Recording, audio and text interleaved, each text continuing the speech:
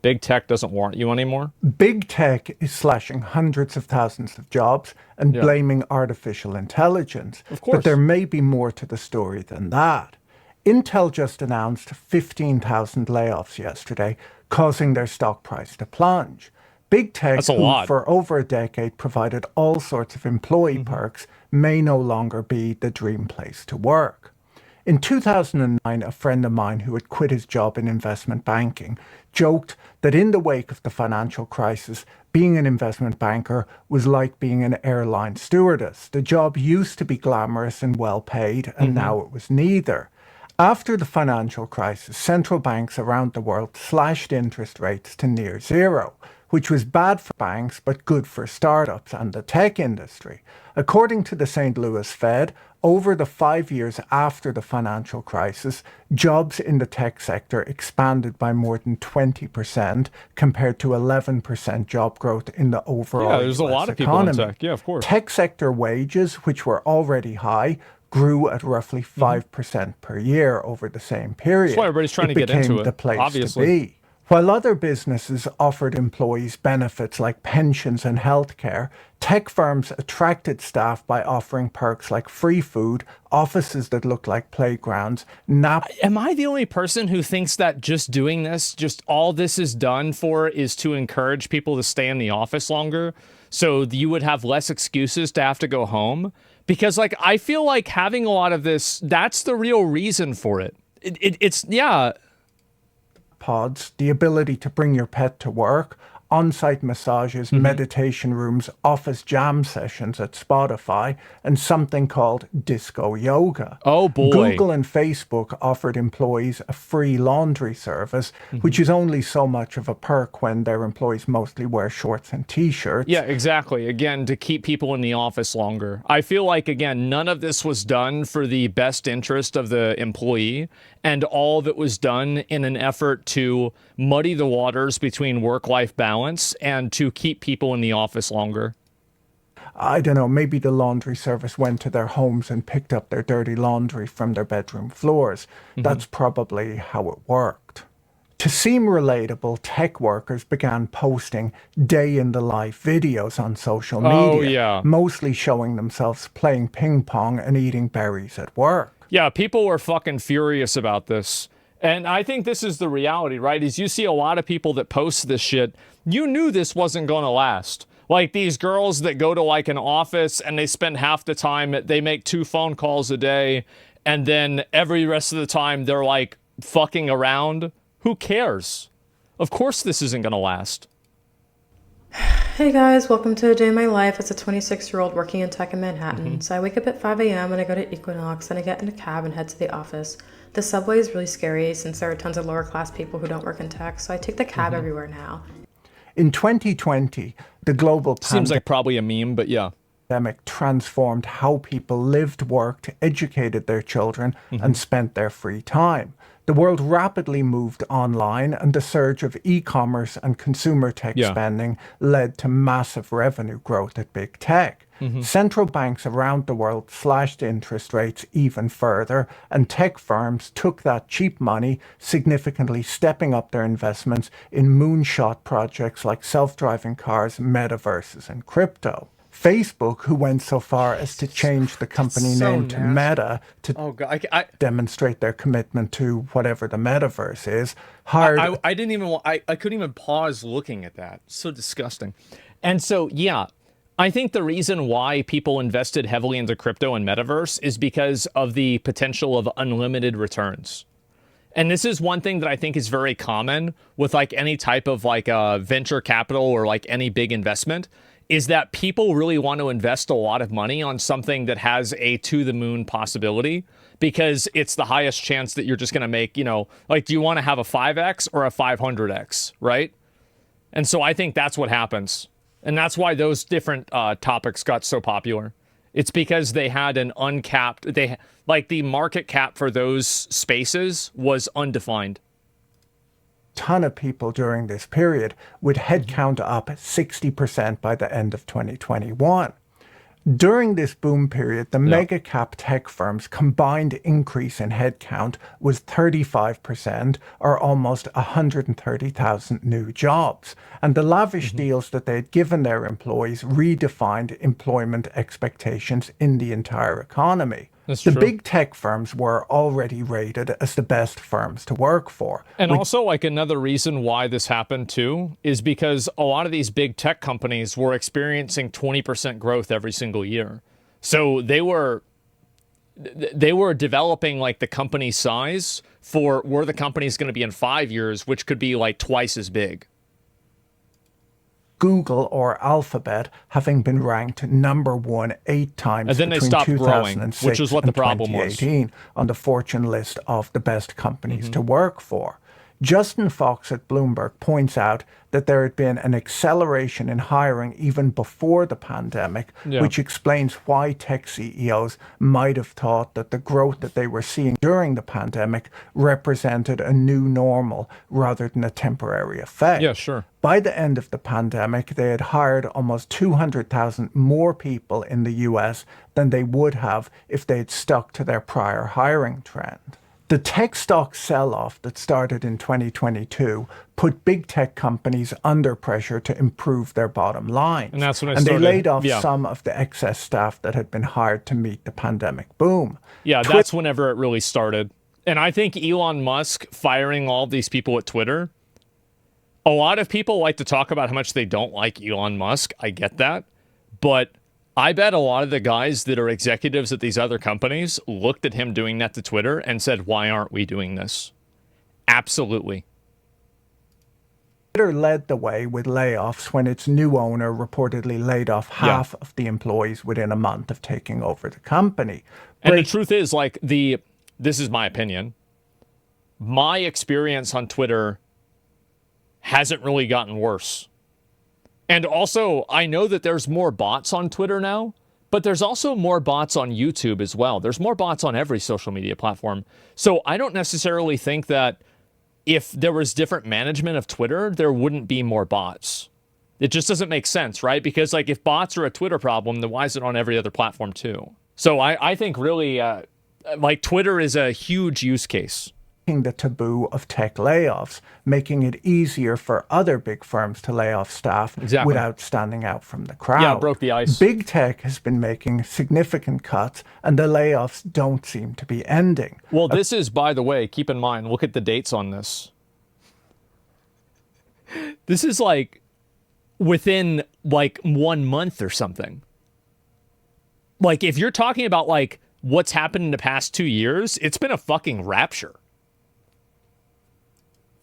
Seem to be ending. According to layoffs.fyi, a website monitoring job cuts in the tech sector, there were 165,000 tech sector layoffs in 2022, 260,000 in 2023, and there have been 125,000 so far this year. Holy shit. The tech firms are still reporting good earnings, and the AI boom is still in full swing. Well, it's like brutal but no sympathy. I mean, again, I think this happened very simply because the companies were expecting year-over-year growth. The growth stopped happening, and the company had to recalibrate. I think that's what happened. Because, like, if you just keep building for more and more and more, well, whenever more happens, now you've got a bunch of extra stuff you don't need. Then you get rid of it. And that's exactly what happened. Overall jobs growth in the United States has been strong, if slowing slightly, and workers' pay has been outpacing inflation. So why are tech workers losing their jobs? Where are they going? And which roles are disappearing the fastest? Is working for big tech no longer a dream job? Learning a little every day is one of the most important things that you can do, both for personal and professional growth. Today's sponsor, Brilliant.org, helps you build real knowledge in minutes a day with fun lessons you can do whenever you have time. Intel's collapsing. Brilliant is a learning platform designed to be uniquely effective, as each lesson involves hands-on problem solving that lets you play around with concepts. A lot of companies have dropped out that many people. By doing rather than by memorization. Brilliant's growing number of programming courses are a great way to build foundations. Somebody says, I don't understand how the C-suite people didn't see this coming. After COVID, their revenue wouldn't grow. I don't see how you don't see that they don't care. I think a lot of the different tech companies knew this was going to happen, but you only see this as a problem because you're looking at it from the employee's perspective. If you look at it from their perspective, we're just going to keep hiring more people until we don't need to anymore. Then we'll just fire them. They're not thinking about the employees at all. They're not thinking about, is this a good idea or a bad idea for the employees? Because from their perspective, that's the right decision to make. This was not an accident. And learn real-world applications. Using the app, you can learn essential coding elements from loops and variables to nesting and conditionals. Brilliant's problem-solving approach to learning doesn't just help you learn specific topics, but helps you become a better thinker. Their content is crafted by an award-winning team of teachers, researchers, and professionals from MIT, Caltech, Duke, Microsoft, Google, and more. I'm told it's 6 times more effective learning with an interactive app than just watching a lecture. With Brilliant, you learn by trying things out for yourself, which is what makes learning with Brilliant both fun and powerful. To try everything Brilliant has to offer for free for a full 30 days, visit brilliant.org/Patrick or click on the link in the description. You'll also get 20% off an annual premium subscription. In 2024, the YouTube... I love like the flex of this where he's doing this video and he has next to him the book that he wrote. You know, just like, yeah, by the way, yeah, yeah, of course I published my own book. Yeah, it's not a big deal. And LinkedIn trend of posting day in the life of a tech worker videos reversed course. The new videos were called A Day in the Life of an Out-of-Work Tech Worker, and they seemed a lot less fun. Big life update. I got laid off yesterday. That's what happens. For some reason, these young tech workers hold their microphones in their hands in their videos, which I worry makes them less employable, as if you don't understand the technology of a mic stand, which is a stick, you don't seem that up to date. That's, I mean, he right. You can't understand how a stick works. And you're surprised that Google, they just had to let you go. But are you really surprised? With technology. I mentioned this issue to a friend who told me that young people do this to seem more personable. So I thought that I would give it a go. Hopefully, I seem more relatable now. The audio quality should still be good because, you know, it's not actually plugged in. I'm trying to seem relatable, not to have bad audio. Right. According to the FT, a lot of the tech layoffs are happening as companies are reshuffling their resources in order to invest in new areas such as generative AI. You know what? I'm actually really curious if we didn't see a soft version of this in the late 2000s and like the mid 2010s when a lot of support desk jobs went to AI and like robotic menus. So like, for example, back in the day, you had, yeah, it's a good one, huh? And that's, I think that's actually my mic stand. No, it's not. It's almost my mic stand. And yeah, anyway, like you remember back in Warcraft where like if you had something deleted, you would have to message a GM and have the GM retain that thing for you or like restore it for you, I mean. Well, now you don't have to do that because a machine does that. I wonder what like the impact of that was on customer service. Because like if you had a machine that did, you know, 90% of most things that people ask for, then you don't need 90% of your employee base. So I wonder what happened with them. Yeah, I'm actually really curious about that because I bet that probably happened in like 2014, somewhere around there. While showing shareholders that there's a continued focus on cost discipline. They highlight Meta, which cut more than 20,000 jobs since late 2022. Well, that's because they gave up on Metaverse, right? They didn't give up on it, but like they pretty much gave up on it. Said in February that net headcount additions for the year will be minimal, even as they made significant investments in generative AI, which would involve securing talent.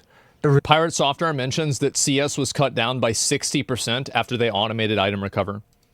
And this is actually like such a great data point, I think, because a lot of people are looking at AI as if it's like some kind of new thing. But I think that in terms of machine automation that's replacing tech jobs, like that's insane. Like that's over half of the people. Holy fuck. That's crazy. AI is just automation. Yeah. And so like we talk about AI as if it's some kind of like unique evil, but this type of behavior where effectively you're automating functions that people used to do is very common. 60%. The result has been a wipeout in tech jobs, and for the first time since the dot-com bubble burst, IT unemployment is actually higher than US unemployment overall. I'm sorry, I have to stop with... Yeah, for real. I think that also another reason for that is that a lot of the people that were making these videos are young people. And there's only so many jobs that you need for like a social media marketing person. You only need, 3 tech-savvy 24-year-old girls to run your social media presence. So when you have 50 new ones every single year, where are all of these girls going to go? What are they going to do? Well, everybody has a social media person now, so like, oh, fuck. Now it's oversaturated. Because you've got to keep in mind that like a lot of kids, like for example, a lot of young people, like let's say you graduate high school in 2015. Well, by the time that you get all the way through through college, it's 2020. So like you're in the job market now, and it was happening in 2015. So people probably saw that and they said, wow, Google's awesome. You can just go and take a nap at work all day and you can play ping pong. I want to go work at Google. So they get a career, or they get a degree that's going to get them a job at Google. And then by the time that happens, a million other fucking people probably thought the same exact thing. They're like, yeah, everybody else did this too. It's kind of like, how many of you guys have ever seen this happen in a video game where like a farming method for like an item or like a resource gets discovered, and then at the beginning you're making a lot of money with it, and then after other people get into the market, the profit margins like completely plummet. Right? It gets nerfed. Well, it doesn't. The thing is, it doesn't get nerfed, right? It gets nerfed by supply and demand.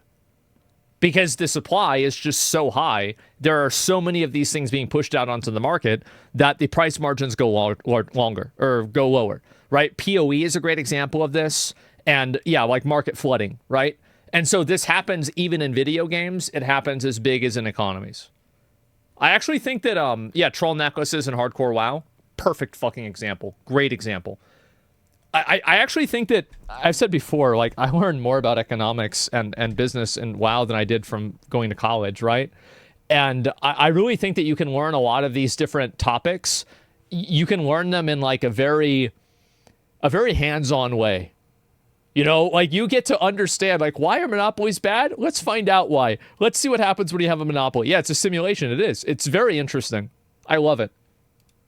This microphone thing. I mean, it's ridiculous. Yes, I'll put a link exactly. to a mic stand in the video description to help out any of my younger viewers who aren't familiar with how that works. Yes. The tech sell-off of 2022 led tech companies to evaluate their workforces and realize that they had a lot of dead wood. And if they had leaner organizations, they could be more profitable. And as they cut staff, their stock prices started to rise. Big surprise. According to the Washington Post, as stocks have risen, spirits in the San Francisco Bay Area, the heart of the U.S. tech industry, have only fallen further. I bet. The layoff announcements from... Yeah, because it was a gravy train. Like they were... Bro, you can't expect to go to work and have catering for 2 meals a day. You work 40... Like, I told my friend, like, so I have a friend... And, like, we've known each other 20 years, right? And we originally became friends because we would fight over who knew more about Lord of the Rings. It was me, by the way. I did know more. But he has a job now in IT. And, man, bro, like, he's making well over 100K. He's remote work. Like, so, like, remember that thing that happened with, what was that company where, like, all the servers went down? He woke up, like, he didn't have to call in till, like, 10. He woke up, he's like, damn. Man, it's fixed now? All right, y'all still need... No? Okay, all right, cool. CrowdStrike. Yeah, exactly. Like, this dude, like, he's talking about vacations to fucking Japan. He's talking about going to Chicago. He's talking about going to concerts. It's like, he's working 30 hours a week, maybe. He's making all this money. I was telling him, I was like, bro, like, you gotta watch out. Like, I don't know what's going to, because is this really going to last for very long? Like, is this really, like, yeah, you gotta worry about this, because, like, I mean, you know, they're going to be looking to try to get that money back. And so I would be worried. Is this rerun? No. I've said it before. I have. And it's the same thing. Yeah, he's making enough money for it. He is. But what I'm saying is that when you're in a job that has a very, there are very low demands in a job, you can pretty much assume that you're not going to have that job for very long, because somebody's going to figure that out. They're going to see you, right? You're like that fucking homeless guy in McDonald's who's trying to not get noticed by the manager after he set up his 3 PC, fucking 3 monitor, 2 keyboard fucking setup in the McDonald's lobby, hoping that the fucking manager doesn't see him. You're that guy. Because you've got it made. You're getting free Wi-Fi, free drinks, free fries. You just walk over and eat somebody's food when they leave. You're getting everything. In Milton from Office Space, exactly. So yeah, when you don't have anything to do, you should worry about it. I remember, like, you know, when I worked seasonally for the IRS, I knew that, you know, if we came to the office and we only worked for 3 hours a day, they're about to lay people off. Like, they're about to send people home. Like, that's it. That's just what's going to happen, because, like, they don't need us. That's it. They're called bullshit jobs. Well, I mean, it expands and contracts over time. Big tech companies all contain variations on the theme of we hired too many people during the boom years. 100%. While things are tough in the tech sector, the BLS data shows that the ratio of job openings to job seekers is still quite good. There are 8.2 million job openings in the United States and only 7.1 million job seekers. Yeah, the problem is the job openings are for, like, you need somebody for Baskin Robbins. There's someone who needs to turn big rocks into little rocks on the side of the road in Arizona in July. Yeah. Unfortunately, a lot of the job openings are in areas like education, healthcare, hospitality, transportation, and utilities, not tech. Yep. According to the press, a lot of the tech layoffs have been in ESG areas, where the big tech firms have started abandoning their woke policies as part of their cost cutting. What is this Started abandoning their... Laid off a team devoted to diversity, equity, and inclusion after pouring millions of dollars into the initiative. Who the fuck actually thought? You think Microsoft cared about minorities? How do you convince yourself? How do you be? It's of course not. They don't care about this. DEI doesn't work. Well, it doesn't create value for the company. Like, it doesn't, like, there's no 1-to-1 where, like, having DEI causes the company to make more money. Okay, well, that's not happening. And also another reason is that a lot of investment firms have moved away from and are moving away from investing because of DEI. So in the past, where this would earn you investment capital, that's less true now. So there's no reason to do it because they never really cared. Their woke policies as part of their cost cutting. The New York Post reported that Microsoft laid off a team devoted to diversity, equity, and inclusion after spending millions of dollars on the initiative. One of the signs of the overhiring may have been the woman that they hired away from the land registry who would read out the property title before every meeting. First, we want to acknowledge that the land where the Microsoft campus is situated was traditionally occupied by the Sammamish, the Duwamish, the Snoqualmie, the Suquamish, the Muckleshoot, the Snohomish, the Tulalip, and other Coast Salish peoples since time immemorial. Maybe I should look up who owned... Yeah, big surprise they got rid of that. Because it creates no value, nobody actually cares about it, and it doesn't matter. It's amazing that we went through such a collective cultural delusion into acting like that kind of stuff mattered for as long as it did. I'm surprised it lasted as long as it happened. Yeah, we still got that woke shit in Canada. It's annoying as fuck. Yeah, I know. It's amazing that it lasted as long as it did. But yeah, of course people aren't going to be okay with that. It's retarded. This office before me and say something nice about them at the start of the videos. Yeah, of course. I don't know how people do this stuff. Anyhow, last year, Alphabet and Meta, or Google and Facebook, reduced the scope of their DEI programs and cut staff. Zoom, Snap, Tesla, DoorDash, Lyft, and Wayfair have also downsized their DEI teams. Because it doesn't create value. Pushing a cultural agenda will not make your company more money. And the company is more than willing to do this in the cases where everybody's making money and everything is doing fine and you're growing 20% year over year and everybody's happy. But the problem is that whenever you're not, those people are the first ones to go. Reports that DEI-related job value. postings had declined by 44% by mid-2023. That's a good start. Compared to the same period in 2022. Yep. Despite these layoffs, Microsoft told the Post that their diversity and inclusion commitments remain unchanged. Of course. They're not going to, and this is the thing, they're not going to say, well, we don't like women anymore. We're pro-slavery now. Of course they're not going to say that. They don't care. They never cared in the first place. Their job is not to care. Somerset Webb wrote in Bloomberg earlier this year that ESG and DEI policies had turned out to be low interest rate environment luxury goods. Based and true.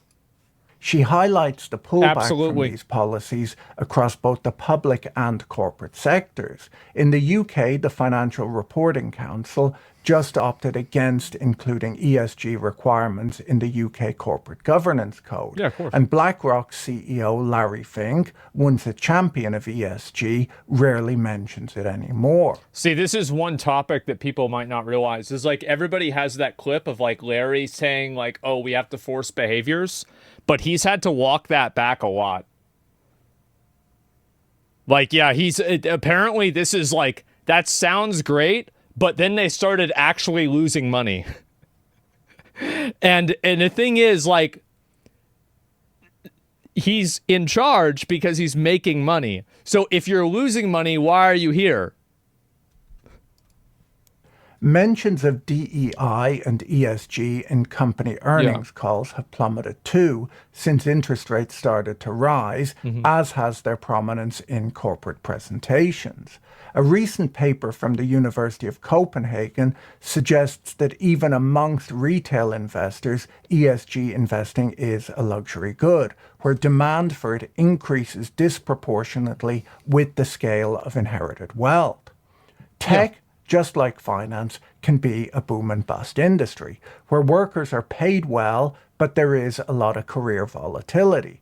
People who have been in either industry for a full market cycle are usually aware of this and know to save their money when the times are good. Yep. I'm reminded of a story a friend told me of hiring. Yeah, my mom growing up, she was a freelance writer, and it was always like, and she was not, my mom was not a money saver. She was I got a new job, it's time to get a new computer. I got a new job, it's time to order pizza.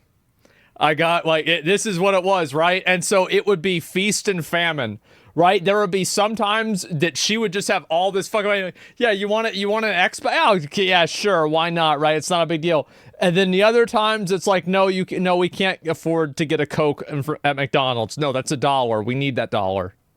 Oh, jeez. At an investment bank back in the late 1990s. Yeah. He said that it was so hard to hire at the time that he found himself making offers to the type of candidate that he would have never considered in prior years. Yeah, of course. As he just needed to fill seats. During the slowdown of the early 2000s, he then let all of those people go. During the U.S. tech sector's last high-growth phase from 1990 to 2000. Yeah, it's like if you have a bullshit job that doesn't create any value, you shouldn't expect to stay at the company for very long. Like, I'm sorry, but like, if you're going to work and you're not really doing anything and you're not creating value, they're gonna get rid of you. It's gonna happen. It might not happen tomorrow, but it will happen eventually because somebody will find out and they'll fix the glitch and they'll stop paying you and you're gone. Unless it's government work. No, even at the government, that happens. Sometimes. It depends. National employment in the tech industry shot up by 36% over the period, according to Federal Reserve data. Average weekly wages for tech workers doubled, rising by 102% over the decade. Jesus. At its peak in 2000, tech employment accounted for just over 4% of total private employment. That's like nothing. When the dot-com bubble burst, technology sector employment declined rapidly, with significant net job losses for 4 straight years. By the time it bottomed out in 2004, the sector's workforce had shrunk by almost 18%, and tech employment declined to 3.4% of total private employment. From 2010 through to 2022, job growth in the tech sector once again hugely outpaced job growth in the rest of the economy. And most tech workers under the age of 35 have never seen a slowdown. The FT reported earlier this year... Yeah, that's why they got into it. Is because, like, again, like for me, I know even whenever I was graduating, right? Like I graduated in 2008. And so for me, a lot of my friends, like, all wanted to go into like tech work, IT work, anything that was like computer based, right? And like I think that there's definitely a confirmation bias here because I was into computer class, I was into tech class, big surprise, right? But yeah, everybody that I knew wanted to do this too. That the tech layoffs in 2024 appear to be more strategic as job cuts in 2024 have come alongside active hiring. Meta, which cut more than 20,000 jobs since late 2020. Jesus, man.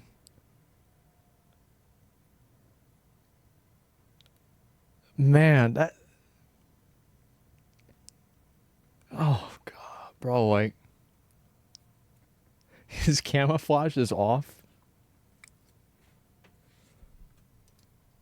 2022 said in February that net headcount additions for the year would be minimal, even as it's made significant investments in generative AI, which would include securing talent. SAP announced a company-wide transformation in January that involves 8,000 layoffs as they increase their focus on AI.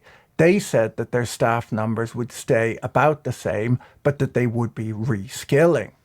This reskilling process is extremely painful for tech workers, as it usually involves being laid off and requalifying. I saw a That sucks, dick. Like, I can only imagine how bad that is.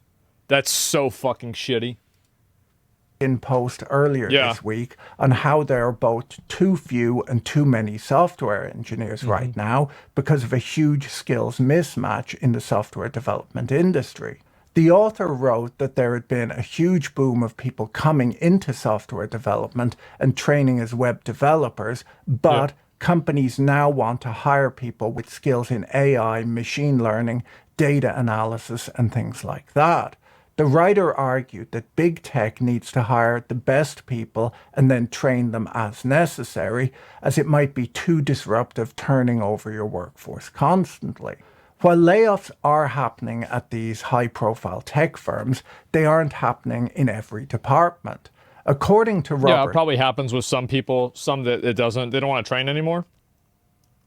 Like, I mean, y'all had times, like, another WoW analogy is, like, there have been many times where we had somebody re-roll rather than recruiting somebody that was like a monk or somebody that was a warlock or something, right? It's better to have somebody that you know that's good that will re-roll and play this other class rather than like just bringing in an entire new person. So yeah, of course it's true. Training people sucks. Yeah, sometimes it's a good idea, sometimes it's not. Half so what do you need? Yeah, exactly. Firm, a sizable portion of the layoffs at big tech have not been did the WoW now? I did. Professionals, but those in other departments. 365 Data Science looked into which roles were most affected by the tech layoffs and found that HR specialists and recruiters made up almost 28% of the layoffs. Who the fuck needs an HR specialist? Like, this is the problem, is like people like that, I think that they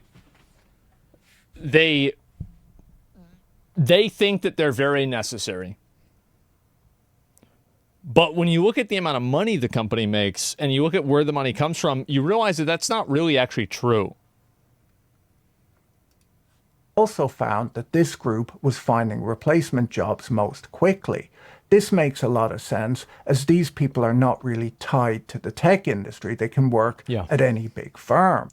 The researchers found that 19% of the laid-off tech workers who found new jobs had moved to smaller software development firms, and 13% had moved to internet companies. They found that the majority of rehired workers continued their careers outside of tech.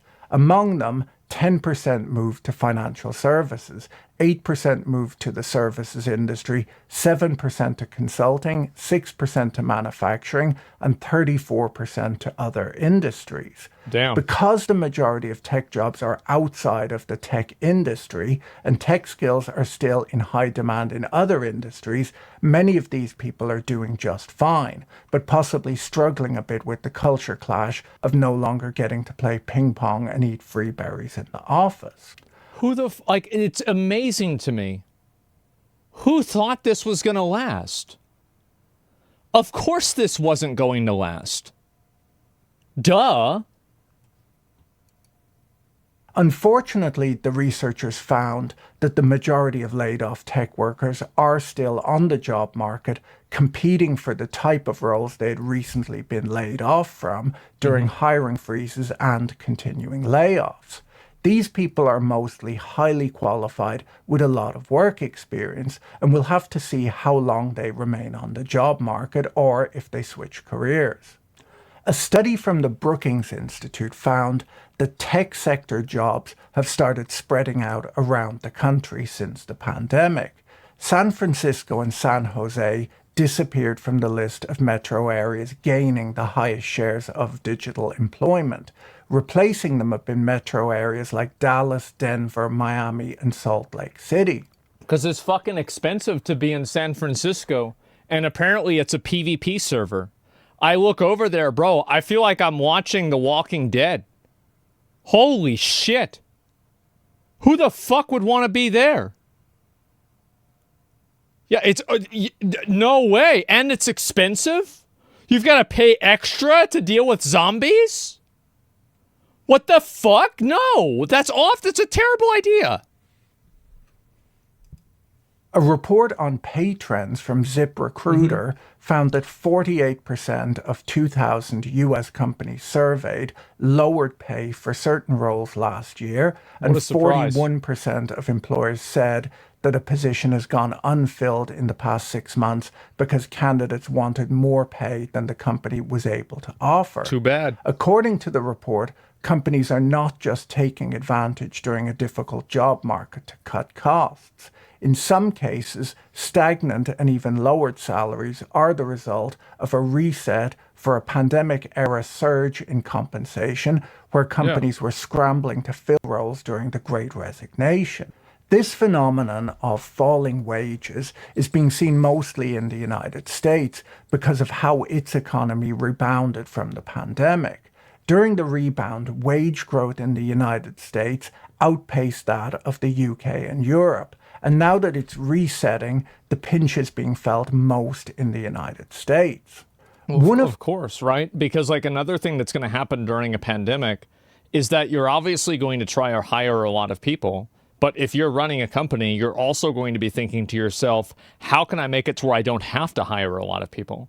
How can I make it to where I can just have this happen and complete this task without having somebody that I need to pay them to do it? Like, of course that's what's going to happen.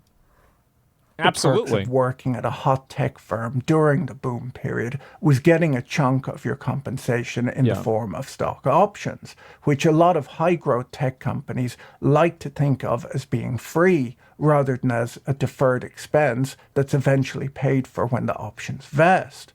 We see this cost today in the massive stock buybacks which have to happen at firms like Salesforce to keep their share count from rising and earnings per share from falling. Bloomberg reported in May that insiders at Magnificent Seven tech companies have been selling their shares after going 9 years without any significant sales. Senior management may be less bullish than the general public are.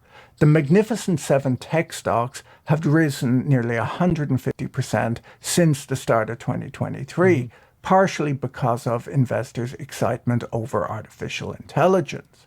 Jeff Bezos netted about $8.5 billion selling Jesus Amazon Christ. stock over a 2-week period in February. This was his first sale of Amazon stock since 2021. Mark Zuckerberg sold $1 billion worth of Meta stock last November. That's smart. Sundar Pichai of Alphabet sold more stock in the first few months of this year than in all of 2023. NVIDIA director Mark Perry sold more stock at the start of this year than in the previous 2 years combined. And Apple chairman Arthur Levinson filed in February to sell his biggest block of stock in more than 20 years. Yeah, I mean, having senior people hedging their bets like that definitely doesn't necessarily look very good, you know? Yeah, that doesn't look good at all. This isn't just happening at the companies that are doing well. They know something. Tesla's chair, Robin Denholm, filed to sell about $52 million worth of stock this year, her first sale since 2022. Some of the luster has come off of big tech in recent weeks, with the Nasdaq more than 11% off its high from a few weeks ago. The downturn followed underwhelming outlooks from the biggest tech companies, along with a bad jobs number. Intel lost more than a quarter of its value this Friday after announcing plans to slash headcount and capital spending as it suffered further setbacks in its slow-moving turnaround plans. Well, it's because NVIDIA is doing all this AI shit and people are putting a bunch of money into NVIDIA because nobody knows where it's going to go or what it's going to do, but everybody just keeps putting more and more money into it. No, that's literally what it said in the article. Has been unsuccessful in efforts to cash in on booming demand for artificial intelligence chips. That's literally what it said. Its price is below where it traded in 1997. Other semiconductor stocks like ASML and Tokyo Electron fell too. Intel is also crashing. It will. Microsoft's Yeah. AI-fueled cloud growth fell short of investor expectations earlier this week, and the stock is down about 11% over the last month, but it's still up about 10% year to date. The scale of capex by the big US tech companies, based on a belief that AI will transform the world, amounts to the biggest and fastest infrastructure rollout in history, according to the Financial Times. Yeah, that's what everybody's trying to do. Like, because you see all these companies, like you see Twitter, like every single one of these companies is trying to, they're trying to make their own AI. It's like everybody wants to put their flag on the moon first. And that's the real reason, right? That's why, like, Microsoft is, like, buying companies, like, shit like that, OpenAI. Like, it's the end game. Yeah, because, like, they think this is going to be really big, so they want to be the ones to capitalize on it, which makes sense. Spot on. Yeah, that's clearly what's happening. Big tech is That's why they're expected to investing so spend hard into it. $500 billion over the next 2 years, much of it on data centers powered by NVIDIA GPUs. From a financial perspective, we have to ask who will benefit from this spending and when will the returns on investment start rolling in. Yeah. Researchers from MIT argued in a recent report that the technology isn't designed to solve the complex problems that would justify the costs, which may not decline as many expect. The Economist wrote last year about how the big tech firms were no longer showing up at campus recruiting events at top US colleges like Berkeley. Students who Probably because they also don't need to, right? If you're trying to cut costs, why would you go to somewhere like Berkeley? Everybody knows that Google is there. Everybody knows Facebook is there. Like, yeah, there's no reason. hoping for internships at FANG companies were now talking to firms like Juniper Networks, an ancient company that had been founded all the way back in 1996. They report that some computer science majors have had their internships cancelled, and those with job offers have had their start dates pushed back. Apparently, students are now seeking stable employment rather than big brand names on their CVs. Yeah, I wonder since fucking the why. waves Yeah, of it makes layoffs sense. started. One student told The Economist that she had realized that she hadn't actually wanted to work in big tech before the layoffs and was relieved she didn't get sucked into it. She hopes to work as a product designer at a small company where she can get solid experience rather than just chasing a bigger name.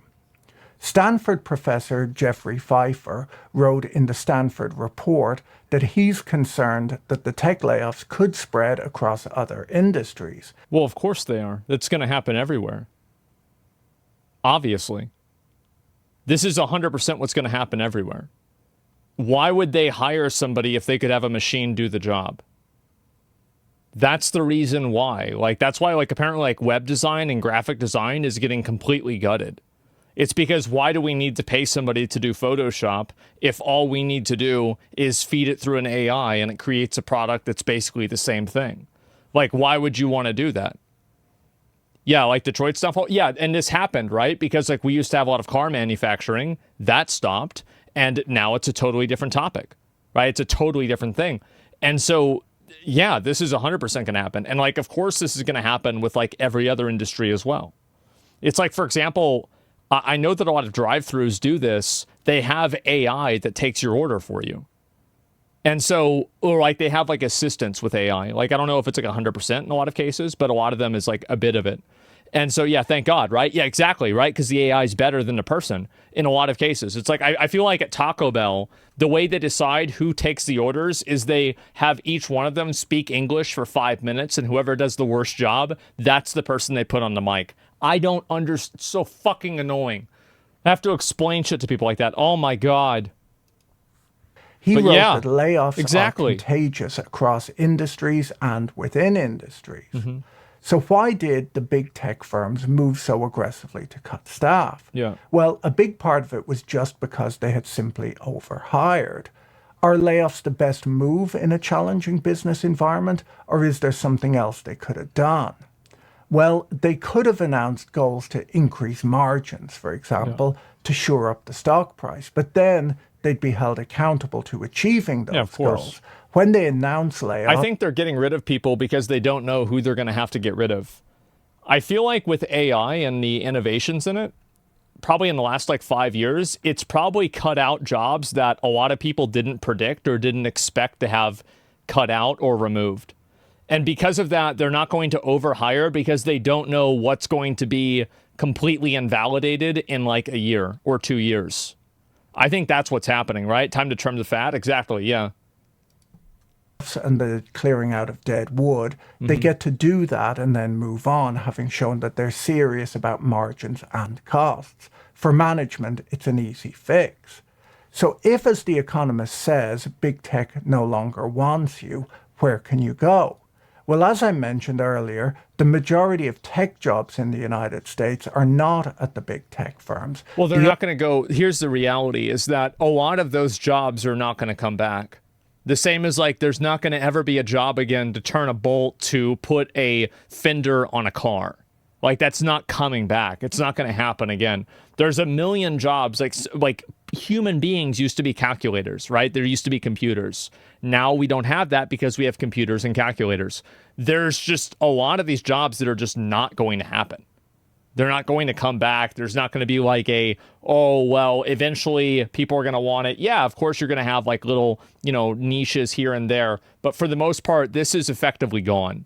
Lamppost lighters. Yeah, there are people like, think about whenever people had like horse-pulled carriages, how many different jobs there were that were associated with that. How many people needed to be blacksmiths to make horseshoes, to put the horseshoes on, to pick up the dead horses from the street, to clean up the shit from the horses. All of these things, you don't have them anymore.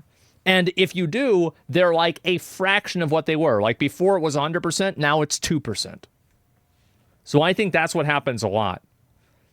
That sucks. I miss seeing minimal skill jobs. I think that you'll still have minimal skill jobs, but it will have to be very physically involved. Like you'll have a minimal skill job of like moving things around, right? And that's hard to kind of have a robot do right now. So yeah, like cleaning. Yeah, exactly. Like being a janitor is a minimal skill job, but I don't really see a robot being able to take that over in the next like 10 years. I could be wrong. Other sectors who hire tech workers may now be able to hire some top talent that previously they couldn't. Some of the recently laid off tech workers might opt to start their own companies too and bring new products and ideas to the market. Most of today's tech giants grew out of the ashes of the dot-com bust. If you found this video interesting, you should watch my video on what's happening with electric vehicle sales next. Don't forget to check out our sponsor, Brilliant.org, using the link in the description. Have a great day and see you in the next video. Bye. This guy's really good. I've watched his videos before. He actually used to work in finance. He's not like some random bullshit guy that's like just doing YouTube stuff. I'll link you guys his channel. He's really good. Obviously, you know, he has a lot of information. He knows a lot about this. And he's also funny. I like him a lot. Yeah, W video. Absolutely. It's a good way of explaining. Yeah, he does. And you're going to start looking for Matrix and Second Resistance. No, this is what's going to happen. Is that a lot of these companies are obviously going to get rid of these people because, like, again, you like if you made a job and you thought it was normal for you to work, actually like really put in work, like 30 hours a week, 20 hours a week and get paid $200,000 a year, unless you have some fucking like ancient knowledge that nobody else understands. Everybody knew this wasn't going to last. If you thought this was going to last, you were naive. Like, there's no way it was going to happen. Actual work. Yeah, 100%. So you watch the new Space Marine 2 videos. It's too long. Those people are just a liability to the company. They are a liability. It's like, those girls that were like doing the dancing thing, like, like Millennial Core or something like that. Like, I wonder what the executives and the actual, like, chief engineers see that, and they're like, who are we going to get rid of? I don't know. Gen Z streamer and a mini. Yeah, exactly. It's not going to last for very long. What occupies the space of low-educated jobs, universal basic income? That or slavery. Slavery could be another option. Obviously, we've tried this in the past. I think that, we could opt for a softer version of slavery, something where it's like you're not really a slave, but they do own everything about you and they control where you live and everything. So, like, you're kind of a slave, but you're not. Like, I think it's more like feudalism, right? So you're going to work in service of somebody who has a means of production, and then that person will then allow you to live for different ways. We had like kind of a soft version of this, very, very soft version of this with Henry Ford, right? Where he built houses and housing divisions of people to live there. I think this is a very interesting idea, and I think obviously we'll probably see a lot more of that happening. It's serfdom. Yeah, it is. It's serfdom. And that's probably what I think is going to happen. So yeah, totally sounds like minimum wage. Yeah, but like it will be more all-encompassing than minimum wage, right? So you're going to see that happen a lot. The military still does it. Yeah. And I feel like, indentured servitude, serfdom, like soft slavery, we could see this making a really, really big comeback, right? Because it fell off for a while because nobody wanted to do it anymore. But when you've got a bunch of people and they're not doing anything, there's only really two things to do. You either have to kill all of them or, well, you can pay half of them to kill the other half. I think that could work, right? We could see something like that happen. It seems like it might happen, right? With like the Israel-Palestine, there's like bombs and maybe we have that happen, right? Civil War 2. Everybody loves a good sequel. And so, yeah, I don't want to go back. Yeah, well, that's what it could be. The Hunger Games, yep, slavery is too expensive. I know. And that's why it's soft slavery, because like you don't want to own the person because then that's a lot of work, right? So then you just basically have them responsible for themselves, etc. History repeating itself? Yeah, it is. And I think that's really where things are going to go. Now, the reason why it's going to go that way is because nobody understands that the problem with like average citizens is that they're so stupid that They can never see the outcome of anything outside of what they're currently looking at. So they don't understand precedent. They don't understand what type of like behavior this could promote. They don't understand how, oh, well, if we do this now, it's going to have a negative effect then. So what happens now is we see this is what's, and I'll show you an example right now. We are all celebrating all these people losing their jobs because their jobs were bullshit. They're losing bullshit jobs in tech industries, right? Oh, wow, all these DEI people losing their job. W, right? Yeah, big W, but where are they going to go?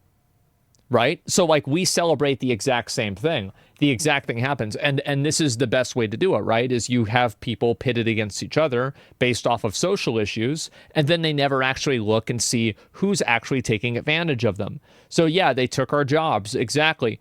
And genocide, yeah. And so what they have to do, didn't know that? Yeah, I think that's how it's happening. So you have tech workers, and this happened before, right? Tech workers that were saying, just learn to code. Remember that? The dismissive learn to code when a person loses their job to some form of automation. Oh, go learn to code. Well, now the coding is becoming automated. Now those tech jobs are becoming less relevant, and they're being paid less. Now it's learn how to weld. Now it's learn how to be a plumber. Do you think they're not going to be able to figure that out too? It will take a lot longer, I think, but it will happen. So learn how to beg. Yeah, exactly. Learn how to be an influencer and get money on social media from people that are lonely and think you're their friend in real life. You know, that's what you need to do. Okay, guys, let's be honest. That's the real solution. Not true. Lots of people in here are not programmers. Well, what I'm saying is that because class consciousness and class warfare is so popular in the United States, the elite can always rely on the poor people and the middle class people to hate. Like the poor people hate the rich people, or sorry, middle class people more than they hate the rich people. And the middle class people want to be the rich people. And that's why they hate the poor people, because they don't want to be where that person is at. So all they have to do, and by the way, this will never change. This will never get better, because most people are so stupid, they can just be taken advantage of like animals. So this is not going to ever change. So it's just going to keep getting worse, and you're just going to see people's human rights be removed. You're going to continue to see people like losing autonomy. This is just the way it is. And you can't stop it because it's fundamental to the human condition. That's it. And they're happy with it. Yeah. And they'll celebrate when it happens to somebody else. They'll cry when it happens to them. And they'll never realize the connection between the two things. They never will.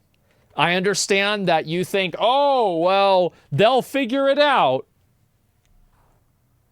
No, they won't. They never will.